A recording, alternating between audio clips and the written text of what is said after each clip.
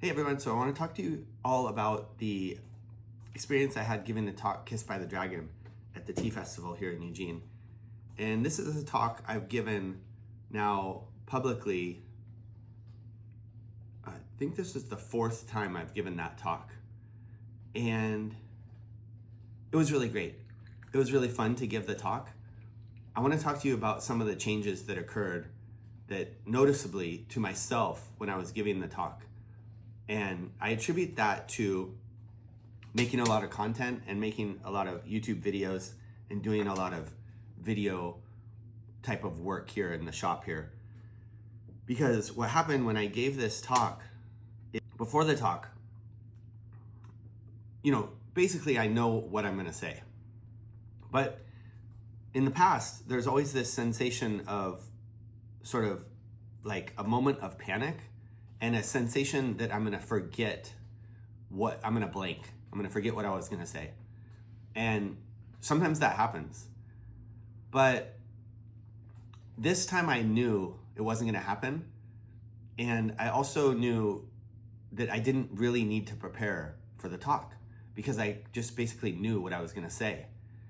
And what I did in preparation was I had a visualization where I just basically imagined how I wanted to feel while giving the talk, and I imagined how I wanted to feel after the talk, and I just basically decided that that was the feeling I was going to have, and I sort of experienced that feeling in the visualization. And then it was just a feeling of connection with the audience. And so by creating that feeling ahead of time, and then basically I was able to do the talk and have that feeling while giving the talk. And I hope that it worked in terms of the feeling of connection with the audience. But I'll tell you, just from my end, it was a very much more relaxed presentation. I wasn't worried at all. And I just was able to present the information in a very natural way. And again, I think a lot of that was due to our increased effort in both YouTube, the short form content, Instagram, TikTok, whatever, all the things. But it was just a matter of being the experience of this increased sort of, let's get in front of the camera, let's talk, let's say here's what I'm gonna say, and then presenting that information. So yeah, if public speaking is something you're interested in, I definitely encourage you to get in front of your camera and give yourself 100 days of posting content right in a row, and you'll get over it. It'll be easy after that. So one of the main parts of the talk that I've realized is kind of an emphasis is that, again, the point of the talk is how to brew better tea. And it goes from sort of a scientific method of weighing the tea, knowing the temperature, using a timer, that sort of using these constraints of measurement, or basically having that way to keep track of what you're doing. Those elements are eventually taken away, but the important thing is to get a really intuitive sense of those elements through practice, through repetition, and through doing the thing over and over again. So when we cup tea, that's the standard. We use 5 grams of tea. We brew it with boiling water with 3 minutes in something like this, like 100 ml or something like that. But basically we're cupping tea, we're trying tea side by side, we're trying several different teas. And that way when we line them up, it doesn't matter if it's this size or another size, but it matters that it's consistent. Like this one is the same size as the one next to it, because the idea there is that we eliminate the variables that would create the difference between two batches of tea. The only thing that remains a constant, the only thing that remains a difference is what the type of tea is. So say we're brewing a High Mountain Green Oolong from Li Shan, and then a High Mountain Green Oolong from Ali Shan, or a realistic situation in Taiwan would be that you'd be at a particular farm, and then you would be brewing their, say, 8 a.m. harvest, their 10 a.m. harvest, their noon harvest, and maybe that was Monday, and then you do the same Tuesday and so on. It is a little overwhelming to cup more than 3 teas side by side, but somewhere around 3 to 5 teas at one sitting is pretty doable, especially you don't have to be so much of an expert to do that.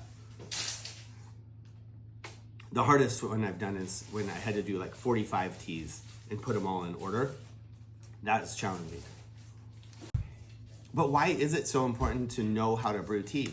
Well, the main reason is so that when you buy tea, when you buy an ounce of loose leaf tea, that you're confident that you won't mess it up, that you're confident that you'll be able to, you know, basically how much enjoyment you'll get out of it.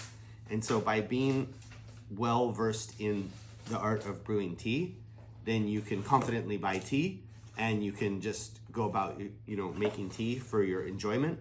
And it's a very pleasurable experience and it's fun for you as well as the people you're making tea for. So in that way, you know, making tea, I feel like, or learning to make tea, and I'm not talking about tea bags, I'm talking about loose leaf tea. One of my biggest suggestions for everyone that is making tea is, first off, go with a loose leaf tea, yeah? Second, scale it down. Don't use a big teapot, use a small teapot. The smaller there's different size within this sort of small teapot, but I like something around, for myself, I like something like this. This is about 140 plus or minus 140 milliliter. This is about 5 to 6 ounces maybe. And anything, you know, and then bigger than that is kind of like, this is more like 4 or 5 ounces here. You know, that's about ideal size, somewhere in that range. And the reason being is you put the loose leaf tea in there, you're gonna steep it several times and you can keep the infusions really quick. And that way you always have hot tea to drink. And you'd be surprised. People think, oh, is that just for individual serving? No, you can make tea for 6 people for a half an hour with one tea, brew it over and over and steep it over and over and over again, and just drink the tea. And it's a journey then. It's like the tea starts a certain way and it evolves as each infusion is slightly different. Again, with that sensory experience, the mouthfeel, the aroma, and the way it makes you feel, the taste, it changes. It's like a steady experience that is kind of like, just like going on a hike where, you know, you have a beginning, middle, and an end, and it's all part of the experience that, but no particular part of it is exactly like the part before. So yeah, that's really fun. And it's fun to share with your friends. So I definitely recommend scaling the brewware down to a smaller size, using about 5 to 10 grams, depending on what kind of tea you're brewing, and then steeping for multiple infusions, several steeps, anywhere from 6 to 10 infusions. Even more, if you like it, you can keep going.